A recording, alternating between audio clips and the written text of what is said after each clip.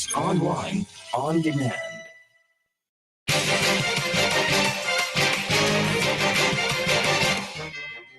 Good afternoon and welcome to WEFM's Midday News, brought to you with the kind compliments of Court St. Vincent Limited.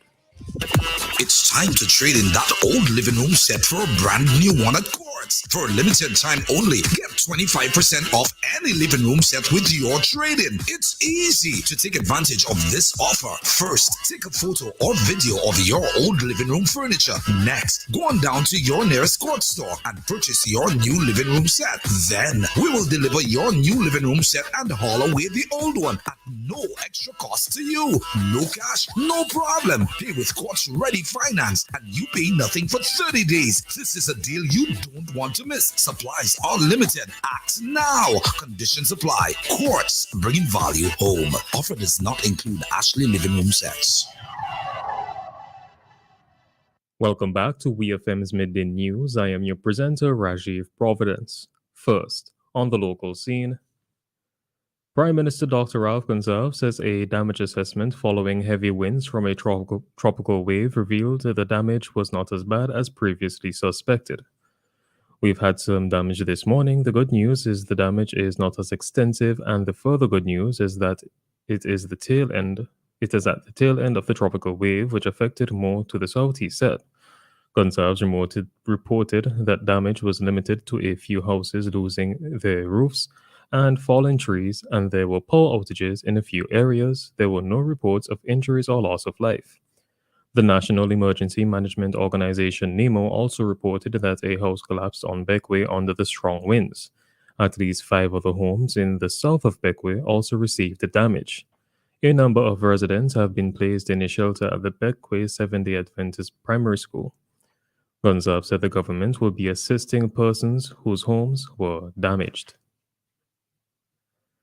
The Food and Agriculture Organization of the United Nations, the FAO, in collaboration with the Ministry of Agriculture, Forestry, Fisheries, Rural Transformation, Industry and Labor, facilitated a workshop on agricultural census methodology and a questionnaire pretest in support of the Technical Assistance for Planning of Agricultural Census of St. Vincent and the Grenadines project. At a 4-day session held at the Kingston Methodist Church Hall, Nerissa Gittins McMillan, Permanent Secretary of the Ministry of Agriculture, gave opening remarks. She outlined, "We are here to work on an agriculture census which will chart the way and assist us to do things better."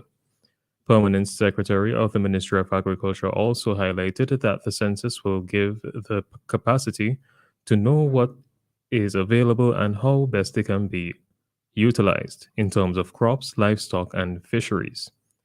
Every 10 years, the Food and Agriculture Organization of the United Nations develops and promotes the World Program for the Census of Agriculture, a set of international guidelines which provide the basis for the planning, implementation, and dissemination of agriculture censuses. The use of these guidelines by the FAO member countries ensures that the census results are harmonized and internationally comparable and allows countries to benchmark their performance against others. Still on the local scene, in Kingston, First National Bank will begin operating today, August 2nd, at RBTT's old location on South River Road. According to the Eastern Caribbean Central Bank, the ECCB, RBTT Bank Caribbean Limited's operation in St. Vincent and the Grenadines will cease effective August 1st, following the acquisition of RBTT SVG by First National Bank St. Lucia Limited. With effect from Monday, August 1st, RBTT Bank Caribbean Limited will become a subsidiary of First National Bank St. Lucia Limited, a release stated. According to Section 43 of the Banking Act of 2015, the ECCB, in consultation with the ECCB Monetary Council, approved the transfer of assets and liabilities of RBTT SVG to First National on December 22, 2020. Accordingly, the ECCB updated First National's banking license. In St. Vincent and the Grenadines, the banking business vesting order has been gazetted. On to news in the region. St. Kitts and Nevis's national hero, Sir Kennedy Simmons, has called for the removal of Prime Minister Dr. Timothy Harris from office, saying that he is not good for democracy and the Twin Island Federation. In an unprecedented address to the nation broadcast on the state-owned ZIZ network, Sir Kennedy, a former prime minister, said Harris, who is among candidates contesting the August 5th general election, must be removed because, quote unquote, he has proven that he cannot be trusted. Sir Kennedy, who served as the first St. Kitts and Nevis prime minister in 1983, said the federation is sinking into crisis of morality in the midst of a rampant and self-seeking dictatorship amidst a political nightmare of nepotism and greed. The former leader of the People's Action Movement, PAM, reminded the nation that he seldom makes political statements since his retirement in 1995, but the current state of affairs in his country has forced him to break tradition as he can no longer remain silent. Trinidad and Tobago has made history for the Caribbean once again. Keem Gardner, waste management specialist at TNT's Ministry of Planning and Development, has been elected as the president of the Bureau of Conference of the Party, COP, to the United Nations Stockholm Convention on Persistent Organic Pollutants. Gardner is the first representative from the Caribbean region to ever serve in such a post since the convention's entry into force nearly 2 decades ago in 2004. She has been Trinidad and Tobago's lead negotiator on chemicals and waste since 2014, serving as the head of delegation for Trinidad and Tobago at the last 5 meetings of the COPs to the Basel, Rotterdam, and Stockholm conventions. On the international scene, the White House has warned that China may respond to Nancy Pelosi's mooted visit to Taiwan with military provocations. This could include firing missiles near Taiwan or large-scale air or naval activities, spokesman John Kirby said. Mrs. Pelosi, the U.S. House of Representatives Speaker, is on a tour of Asia.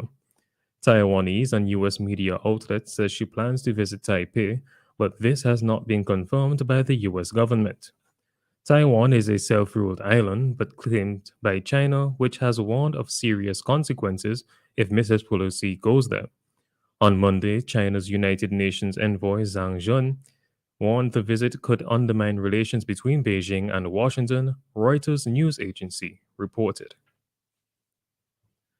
And finally, in sports, England is set to open talks with Euro 2022 winning manager Serena Wiegmann over a new contract. The Football Association is keen to extend a deal that runs until 2025. Dutchwoman Wiegmann only took on the job last September, but led England to their first women's major trophy on Sunday. She will have a couple weeks off. When she gets back, we'll have a conversation, said Baroness Sue Campbell, the FA's head of women's football. FA Chief Executive Mark Bullingham said Wiegmann was their number one target last year, and he hopes she is with England for a long time.